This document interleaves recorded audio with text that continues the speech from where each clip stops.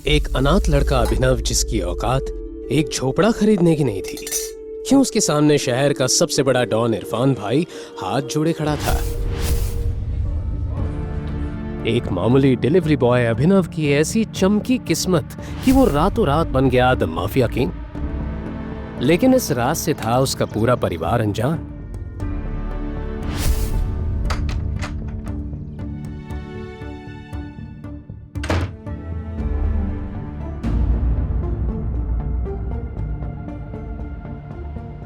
कल रात तुम कहाँ थे? वो दादाजी, वो कल मेरे दोस्त की पार्टी थी कल रात को, तो वहां लेट हो गया तो वहीं सो गया था मैं। अच्छा, बेरोजगार तो तुम हो ही, अब तुम्हारी अय्याशी भी शुरू हो गई है। अभिनव एक मामूली सा डिलीवरी बॉय था, जिसकी शादी शहर की एक मासूम और करोड़पति घराने की लड़की अनन्या से हुई थी। लेकिन इस शादी से सिंह खानदान में कोई खुश नहीं था। परिवार के मुखिया हरदेव सिंह ने मजबूरी में अनन्या की शादी अभिनव से करवाई थी, लेकिन वो भी अभिनव को नीचा दिखाने का एक भी मौका नहीं छोड़ते थे। कान खोलकर सुन ले, मैं बाहर जा रहा हूँ। जब मैं वापस आऊं तो इस घर की साफ सफाई अच्छी तरीके से होनी चाहिए, नहीं तो मैं तुम्हारी टांगें तोड़ दूंगा। हटा के से। अभिनव को बड़े दिनों बाद आज घर में अकेले रहने का ये मौका मिला था और उसे ऐसी शांत फीलिंग बहुत पसंद थी। अभिनव ने अपने लिए मैगी बनाई और खाने के बाद घोड़े बेचकर सो गया। शाम को लगातार बजती घंटी की आवाज ने अभिनव को जगा दिया। दरवाजे पे उसकी बीवी अनन्या थी। उसने अभिनव के बिखरे हुए बाल और सिलवटों वाले कपड़े देखकर तुरंत ही उससे पूछा, तुम वापस कब आए? क्या तुम पूरे दिन से घर में सो रहे हो? नहीं, मैं तो दोपहर को आ गया था। वैसे तुम्हें तुम्हारे भाई का कॉल आया है क्या आज? नहीं तो वो मुझे कॉल क्यों करेगा? लगता है सनी सिंह अभी भी मेरी बात को सीरियसली नहीं ले रहा है। अरे नहीं, मैंने तो बस वैसे ही पूछा।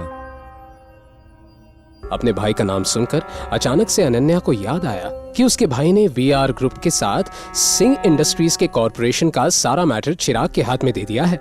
यही सोचकर अनन्या को अंदर ही अंदर बहुत गुस्सा आ रहा था, लेकिन उसे इस बारे में अब और नहीं सोचना था। फिर अचानक अनन्या को याद आया कि कल की रात अभिनव घर नहीं लौटा था। उसे अभिनव पर शक हुआ और उसने पूछा, कल रात तुम कहाँ थे? वो मैं कल अपने पुराने दोस्त के घर पे गया था। बात करते करते लेट हो गया तो वहीं सो गया था। पुराना दोस्त मिस्टर अकरम? होटल से फायर किया हो ना? अनन्या अभिनव को घूरने लगी।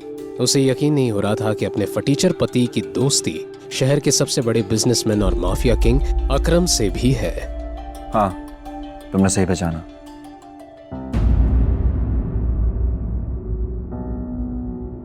हालांकि मैं ये नहीं जानती कि तुम मिस्टर अकरम को कैसे जानते हो, लेकिन अगर तुम मुझे बता रहे हो कि पूरी रात तुम मिस्टर अकरम से बातें कर रहे थे, तो मुझे इस बात पर बिल्कुल भरोसा नहीं है। ये बोलने के बाद अनन्या ने टीवी का रिमोट उठाया और टीवी ऑन करते हुए बोली, वैसे मिस्टर अकरम किस टाइप के इंसान है? मतलब? क्या उनके पास इतना टाइम है कि पूरी रात तुम्हारे साथ बातें करें?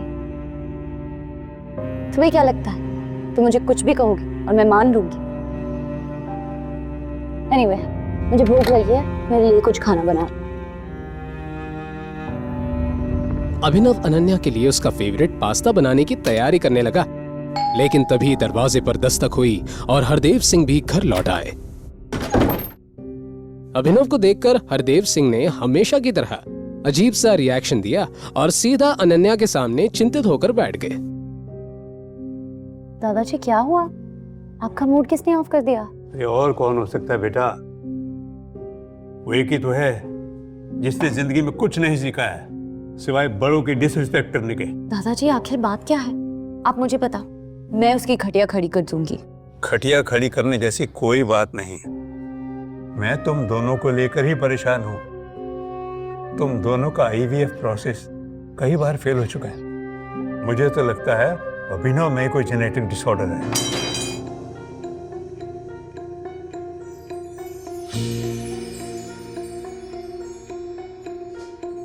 एक तो अनाथ है, परिवार का आता पता नहीं। जरूर इसके जीन्स में कोई फॉल्ट होगा ये बोलते हुए हरदेव का ध्यान किचन की तरफ गया और फिर वो अभिनव को सुनाई दे ऐसी आवाज में बोले, अरे मैं तो चाहता हूँ अभिनव एक बार अपना फिजिकल एग्जामिनेशन करवा ले। अरे मैं तो तुम दोनों का भला ही चाहता हूँ, और क्या। दादाजी, आप इतनी स्वीट हो, पर क्या हम इस मैटर को थोड़ा साइड में रख सकते हैं अभी के लिए? वैसे ही मेरे सर पे काम का इतना लोड है। अभी अभी मेरी कंपनी फाइनेंशियल क्राइसिस से बाहर निकली है। मुझे अभी कंपनी पे ध्यान देना है, ना कि बच्चे पे। बेटा तुम चाहती हो कि मैं इस बात को साइड में रख दूं? अरे 2 साल से ज्यादा हो गया तुम्हारी शादी को। कई बार तुम्हारा IVF प्रोसेस फेल हो चुका है, उसके बाद भी तुम जल्दी में नहीं हो। अरे लोगों को जवाब मुझे देना पड़ता है, ताने मुझे सुनने पड़ते हैं। अरे ऐसा है ना, आगे से लोगों को जवाब खुद ही दे दिया करना। दादाजी प्लीज, मुझे इस टॉपिक पे अभी बात नहीं करनी। अनन्या, अपनी पसंदीदा पास्ता देखकर अनन्या के चेहरे पर स्माइल आ गई। पहली बार अभिनव की तरफ से अनन्या को केयर फील हुई। हालांकि अभिनव तो ऐसा 2 साल से कर रहा था, पर अनन्या ने अभिनव को ध्यान से देखा ही कहा था। आज देखा तो पास्ता जैसी छोटी चीज भी उसे भा गई। अभिनव और अनन्या की आंखें टकराई और अनन्या ने धीरे से थैंक यू कहा। अभिनव को भी एहसास हो गया था कि अनन्या के दिल में घर बनाने के सफर में वो एक कदम आगे बढ़ गया है। अनन्या इस पल में इतना खो गई थी कि उसने अपने दादाजी के डिससैटिस्फाइड लुक को पूरी तरह से इग्नोर कर दिया। अभी के लिए तुम्हें फिजिकल एग्जामिनेशन की जरूरत नहीं है। हम इसके बारे में कभी और सोचेंगे। मैं भी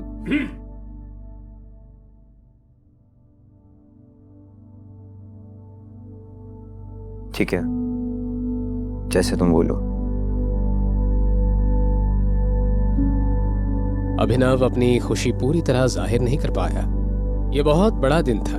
अनन्या ने अभिनव के लिए अपने दादाजी के सामने स्टैंड लिया, वो भी इतनी बड़ी बात पर। उसे मामला बनता दिख रहा था।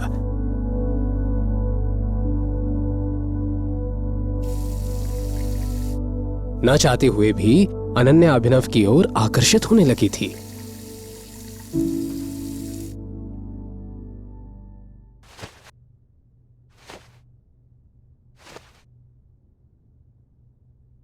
अनन्या, अगर कल तुम्हें तुम्हारे भाई का कॉल आए, वो BR ग्रुप के साथ सिंह इंडस्ट्रीज की कॉर्पोरेशन की बात करे, तो तुम एकदम से हाँ मत कहना।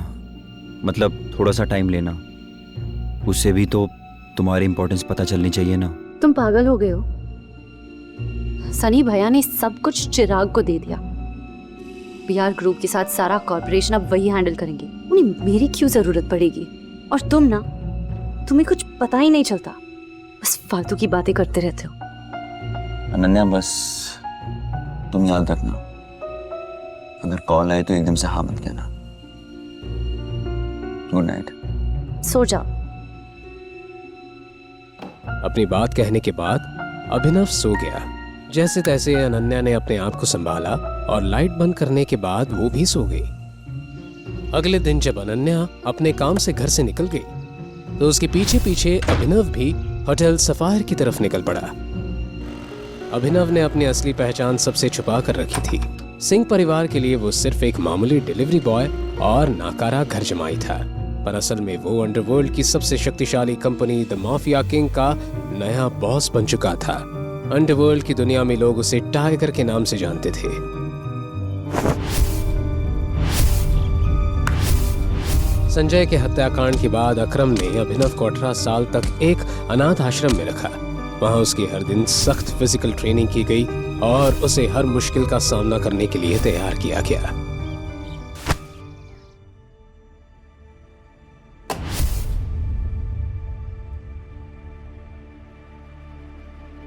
इस कंपनी की बुनियाद उसके पिता संजय ने रखी थी, लेकिन संजय के देहांत के बाद कंपनी की जिम्मेवारी उनके वफादार साथी अकरम के कंधों पर आ गई। जब अकरम को लगा कि अभिनव काबिल हो चुका है, तब उसने उसे माफिया किंग के गद्दी पर बैठाया, लेकिन अपनी असली पहचान सबसे छुपाने की एक शर्त भी रखी।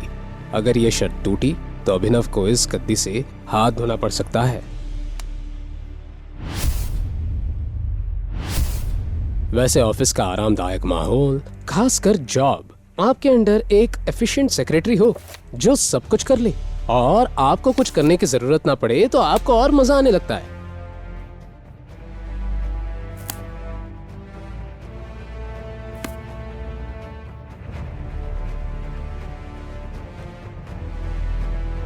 अभी अभिनव ये सोच ही रहा था कि तभी उसके केबिन के दरवाजे पर दस्तक हुई और उसकी सेक्रेटरी नंदिता अंदर आई। आज वो और अच्छी लग रही थी, लेकिन इस बार नंदिता ने अभिनव को उसे ज्यादा समय तक देखने का मौका नहीं दिया और तुरंत ही बोली, टाइगर, सिंह फैमिली ने बीआर ग्रुप पार्टनरशिप की बात करने के लिए किसी को भेजा है। उनका नाम चिराग है। उसको जाने के लिए कह दो। ओके? ये सनी अपने आप को समझता क्या है? जब मैंने बोल दिया कोलैबोरेशन सिर्फ अनन्या हैंडल करेगी, तो ये नए नए लोगों को क्यों भेज रहा है? शायद इसे मेरे तरीके से समझाना पड़ेगा। चिराग भी बीआर ग्रुप के आलीशान ऑफिस के फर्स्ट फ्लोर पर इंतजार कर रहा था, लेकिन जब नंदिता ने उसे वहां से जाने के लिए कह दिया तो ये चिराग के लिए बहुत ही ज्यादा इंसल्टिंग था। फेलियर की न्यूज के साथ जब चिराग लौटा और जो भी हुआ उसे जब सनी के सामने बयां किया तो उसका चेहरा गुस्से से झन्ना उठा। सनी पूरी तरह से हेल्पलेस था और अब उसके पास अनन्या को कॉल करने के अलावा और कोई ऑप्शन नहीं बचा था।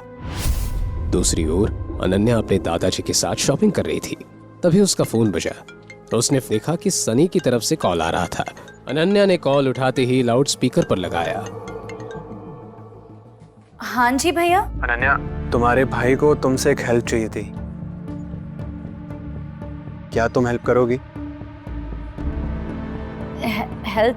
भैया मैं कुछ समझी नहीं।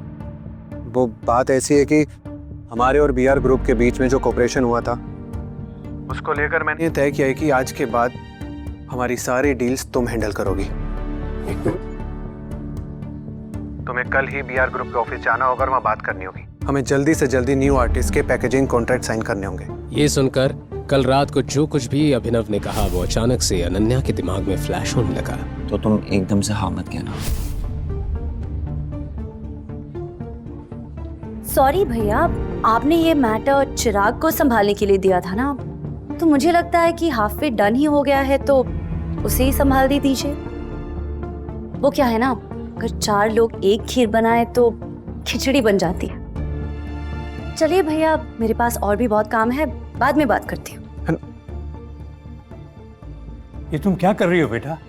तुम्हें पता भी इसके कॉन्सिक्वेंसेस क्या हो सकते हैं? हरदेव के हिसाब से अनन्या ने हाथ आई एक अच्छी अपॉर्चुनिटी ठुकरा दी थी। सनी ने तो सामने से ही कॉल किया था और रिक्वेस्ट की थी, लेकिन अनन्या ने तो पल्ला ही झाड़ दिया। अनन्या डिजाइनर बुटीक से बाहर आकर एक बेंच पर बैठ गई और उसने तुरंत अभिनव को एक मैसेज किया। दूसरी तरफ अभिनव फोन पर अकरम से बात कर रहा था। उन दोनों का प्लान था कि आज का लंच साथ में करते हैं। जैसे ही अभिनव ने फोन रखा, वैसे ही उसने देखा कि अनन्या ने उसे मैसेज किया है। अभी थोड़ी देर पहले भैया का कॉल आया था। वो मुझे कह रहे थे कि बीआर ग्रुप के साथ अब मुझे ही कॉर्पोरेशन करना है। मैंने उन्हें मना कर दिया। अब मुझे क्या करना चाहिए? जब अभिनव ने ये मैसेज पढ़ा तो उसका दिल खुशी के मारे गार्डन हो गया था। अभिनव को अच्छा लगा कि उसकी बीवी ने उसकी बातें सुनना और मनाना शुरू कर दिया। अब तुम्हें थोड़ा इंतजार करना चाहिए और परेशान मत हो। आज नहीं तो कल तुम्हारे भैया तुम्हें दोबारा कांटेक्ट करने की जरूर कोशिश करेंगे, लेकिन तुम्हें तब तक अग्री नहीं करना है जब तक वो तुमसे तुम्हारे फायदे की बात ना करें। उनकी कंडीशंस तभी माननी है जब वो तुम्हें कुछ दे।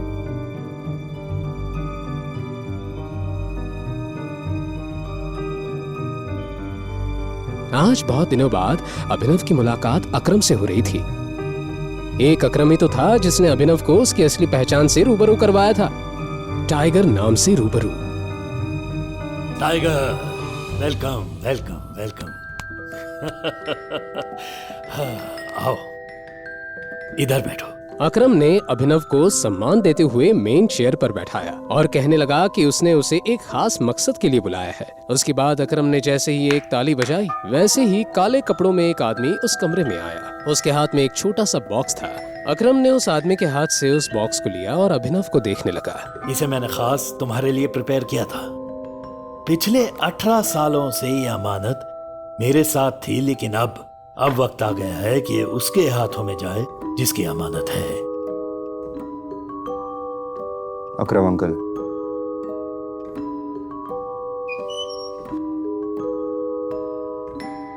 मैं ये अमानत नहीं ले सकता। स्पेशली मैंने तुम्हारे लिए इसे ढूंढा है और वक्त आने पर ये तुम्हारे बहुत काम आएगी।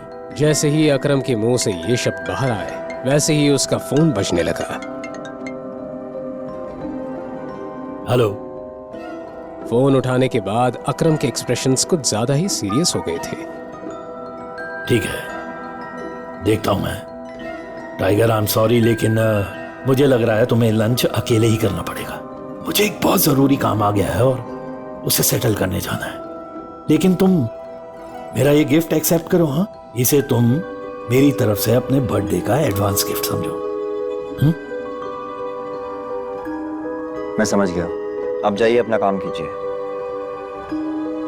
और इसे मैं एक्सेप्ट करता हूँ। Thank you in advance. ठीक है टाइगर, हम जल्दी साथ में लंच करेंगे। ओके। यही बोलते हुए अकरम उस कमरे से निकल गया। अभिनव की नजर उस छोटे से बॉक्स पर अटकी हुई थी। हल्की मुस्कान के साथ उसने उस बॉक्स को उठाया और अपनी जेब में डाल दिया। लंच में हर वैरायटी का खाना था, लेकिन अकरम का ऐसे जल्दबाजी में वहां से चले जाना अभिनव के लिए चिंता का विषय बन गया था। पता नहीं अकरम अंकल को अचानक से क्या काम आ गया। उम्मीद करता हूँ कि छोटा सा मैटर हो और आसानी से वो उसे सॉल्व कर ले। अपना लंच खत्म करने के बाद अभिनव अपनी एक इलेक्ट्रिक स्कूटर पर सीधा घर की तरफ निकल पड़ा। घर पहुंचने के बाद जैसे ही उसने उस बॉक्स को खोला, वैसे ही उसमें से एक अलग तरह की खुशबू आने लगी। उस खुशबू को सूंघकर अभिनव का दिमाग हिल गया था। उसकी स्मेल उसे काफी लुभावनी लग रही थी। उस बॉक्स में एक कैप्सूल थी। उसे देखकर अभिनव के मन में कई तरह के सवाल नाचने लगे थे। क्या है ये? क्या ये सच में कोई दवाई है? क्या सच में इसे खाने के बाद शरीर में ताकत आ जाएगी? लेकिन ये कोई जड़ी बूटी वाली पिल की तरह लग रही है। कहीं ऐसा तो नहीं अकरम अंकल को किसी ने बेवकूफ बना दिया हो? अभिनव ने तय किया कि वो उस दवाई को लेगा। उसने जैसे ही उस पिल को अपने मुंह में रखा, उसे पानी की जरूरत ही नहीं पड़ी।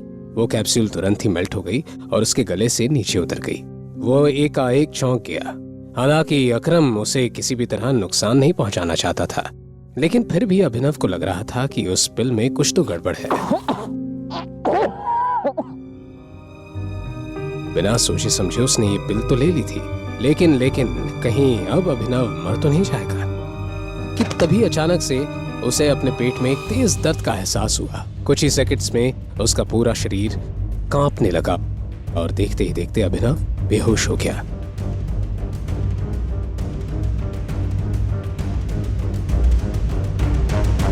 जब उसकी आंख खुली तो लगभग रात हो गई थी। अभिनव ने आंख खोली थी कि तभी अचानक से उसे तेज बदबू आने लगी। इस समय उसके कपड़े पूरी तरह गीले हो गए थे और उनमें से भी बदबू आ रही थी। वो काफी डिस्गस्टिंग लग रहा था।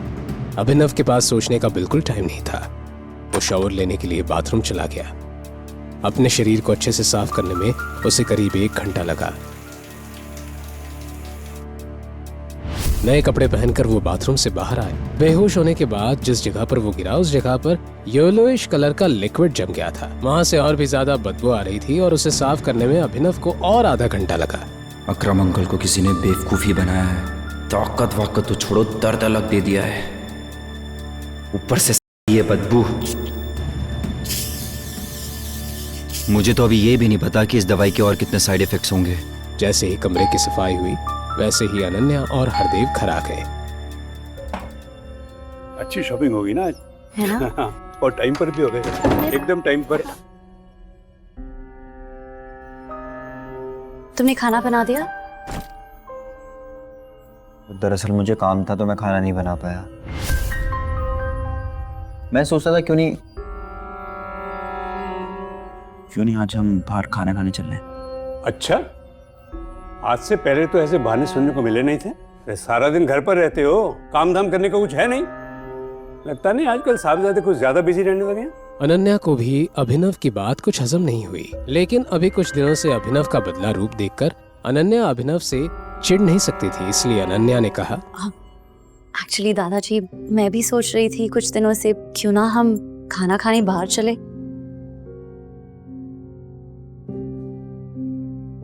अनन्या की इस हरकत से अभिनव को समझ आ गया कि वो उसकी मदद कर रही है। अभिनव का दिल गार्डन गार्डन हो गया।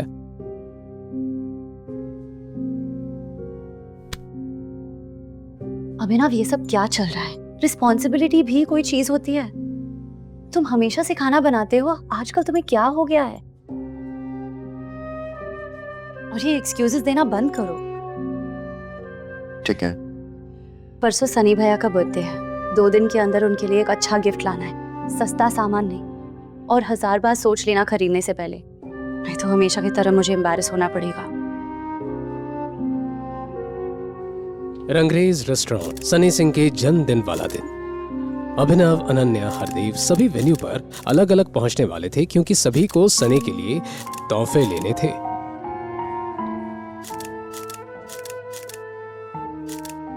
समय देख रही हो? अभिनव अभी तक नहीं आया था और अनन्या उसी का इंतजार कर रही थी। अभिनव ने अनन्या से प्रॉमिस किया था कि इस बार वो भी गिफ्ट देगा, वो सबसे हटके होगा, लेकिन उसके बाद भी अनन्या के दिल में एक खलबली मची हुई थी। जब अनन्या ने देखा कि अभिनव अपने हाथ में ऑर्डिनरी लकड़ी का बॉक्स हाथ में लेकर वहां पहुंच गया है तो उसके चेहरे पर 12 बज गए। क्या यार अभिनव, कम से कम बॉक्स तो गिफ्ट रैप करवाती। अरे मुझे वैसे भी रैप नहीं कराना था और मेरे पास टाइम भी नहीं था ये रैप कराने का। खैर छोड़िए ना, क्या फर्क पड़ता है कि ये बॉक्स कैसा है, बॉक्स के अंदर सामान क्या है वो मैटर करता है ना। अब जब सभी लोग भैया को गिफ्ट देने लगे तब इस बॉक्स को उन गिफ्ट्स के साथ रख देना। इस बार मुझे कोई ड्रामा नहीं चाहिए, थक गई हूँ मैं। ठीक है, जैसे तुम बोलो। सनी सिंह का वफादार दोस्त चिराग ये सब देख रहा था और अभिनव को जलील करने का ये सुनहरा मौका वो अपने हाथ से नहीं जाने देना चाहता था। अब ये फटीचर भी पार्टीज में आएंगे। चिराग, अभिनव मेरा पति है, खबरदार अगर उसे नीचा दिखाया तो। लोग अनन्या, मैं तुम्हारी फीलिंग्स को हर्ट नहीं करना चाहता, पर इस फटीचर को पता भी तो होना चाहिए कि इसकी शादी एक करोड़पति लड़की से हुई है। कब तक ऐसे भिखारियों की तरह घूमता रहेगा? अपने काम से काम रखो, मुझे यहाँ पर कोई सीन क्रिएट नहीं करना है। बकवास बंद कर और अपनी औकात मेरा समझा। और भूल मत, तू एक मामूली सा डिलीवरी बॉय था। अनन्या से शादी की होगी, ज्यादा हवा में उड़ रहा है क्या? उससे कोई फर्क नहीं पड़ता है मैं जितना मर्जी यूजलेस हूँ, लेकिन तुझसे काफी बेटर हूँ, जिसे बीआर कंपनी ने कचड़े की तरह अपने ऑफिस से बाहर निकाल दिया था। मामला कुछ ज्यादा ही गर्म हो गया था। चिराग शहर के बड़े बड़े गुंडों के साथ में भी उसका अच्छा खासा उठना बैठना था, लेकिन उसके बाद भी उसने चिराग से पंगा ले लिया। हो गया कल जा, आज की रात अभिनव के लिए अच्छी नहीं जाने वाली। ऐसा ही होना चाहिए था इसके साथ। सिंह खानदान के लोग अभिनव को मार खाता हुआ देखना चाहते थे। जैसे ही चिराग ने मुक्का मारने के लिए अपना हाथ अभिनव की ओर बढ़ाया, वैसे ही अभिनव ने तुरंत ही उसका हाथ पकड़ लिया और कड़क अंदाज में बोला, क्या तू अभी भी मुझे मारना चाहता है? कुत्ते कमीना, मैं तो तेरा खून पी जाऊंगा। जैसे ही चिराग के मुंह से शोले फिल्म का ये पुराना डायलॉग आया, अभिनव ने उसका हाथ इतनी जोर से ट्विस्ट किया कि चिराग की हालत खराब हो गई और वो चीखने लगा। मुझसे बहुत नफरत है ना, घिन आती है मुझसे। तो मेरा हाथ तुझे लगेगा तो खुद से भी घिन आएगी। अपनी ताकत का ऐसा अंजाम देखकर अभिनव खुद चौंक गया था। इतनी ताकत अचानक उसमें कैसे आई? कहीं ये अकरम से मिली कैप्सूल का कमाल था? दूसरी तरफ चिराग दर्द से छटपटाते हुए जमीन पर पड़ा था। ये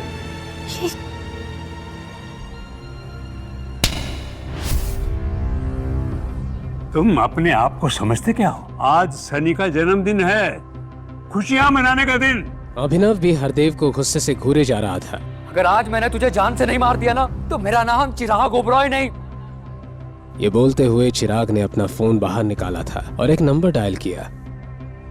अभिनव ने हरदेव की हर बदतमीजी सही थी, लेकिन आज पानी सर के ऊपर आ चुका था।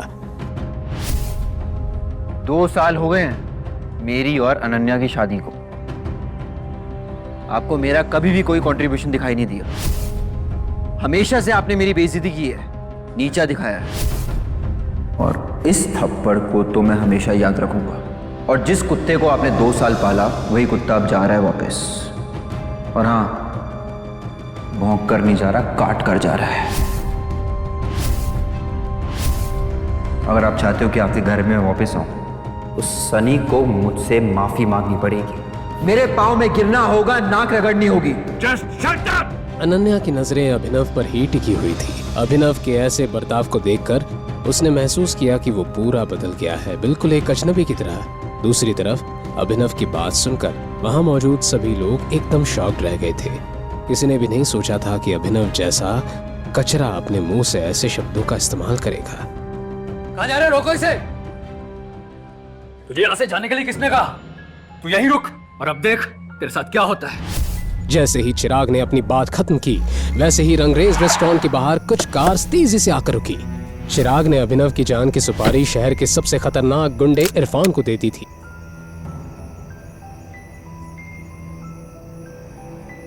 अपने आदमियों के साथ इरफान गुस्से से जैसे ही अंदर आया, चिराग ने उससे कहा, इरफान भाई फाइनली आप आ गए। बोल चिराग, क्या मसला है? कौन सी गंदगी को साफ करना है? वो कचरा है इरफान भाई।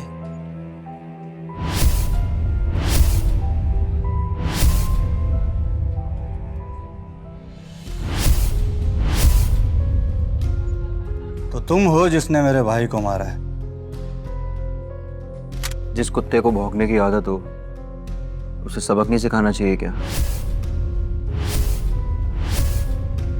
बेटा, तुम अभी जवान हो, तुम्हारे खून में बहुत गर्मी है, समझ सकता हूँ।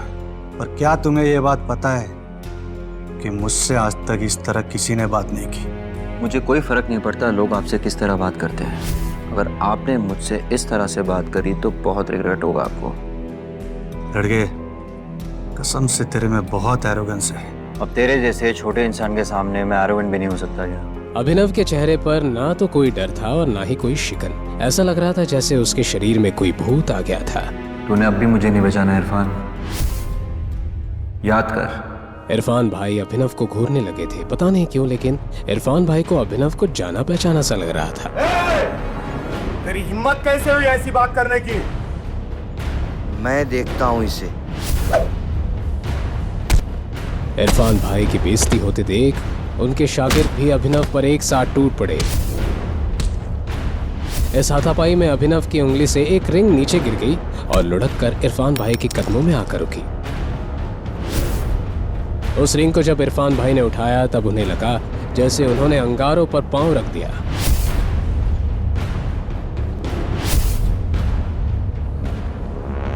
वो तुरंत अभिनव के पैरों में गिर गए और कहने लगे, टाइगर, मुझे माफ कर दो टाइगर, मेरे से बहुत बड़ी भूल हो गई। क्या अब अभिनव का राज सबके सामने आने वाला है? क्या अब उसे अपनी असली पहचान सबको बतानी पड़ेगी? क्या अभिनव इरफान को माफ कर देगा? क्या होगा जब चिराग को अभिनव की असलियत पता चलेगी? आखिर बीआर ग्रुप से अभिनव का क्या ताल्लुक है? क्या अकरम ने दी हुई पिल का कोई साइड इफेक्ट होगा? आगे की कहानी जानने के लिए देखें अगला एपिसोड सिर्फ पॉकेट एफएम के यूट्यूब चैनल पर, और द रिटर्न ऑफ टाइगर के सारे एपिसोड्स को सुनने के लिए डिस्क्रिप्शन में दी लिंक से डाउनलोड करें पॉकेट एफएम ऐप।